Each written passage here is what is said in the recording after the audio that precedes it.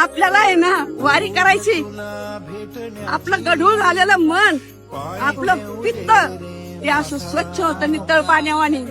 गंगा जशी वाहती तसं आपल्या शरीरातलं पाणी असं नितळ पाण्यावानी स्वच्छ राहिलं पाहिजे मन.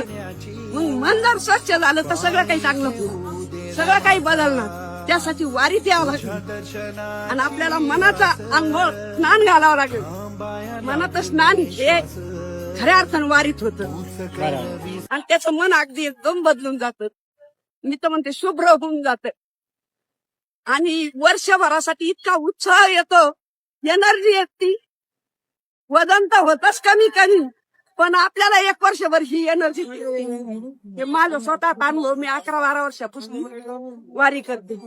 एकदा वारी केली तर घरी राहावं वाटत नाही.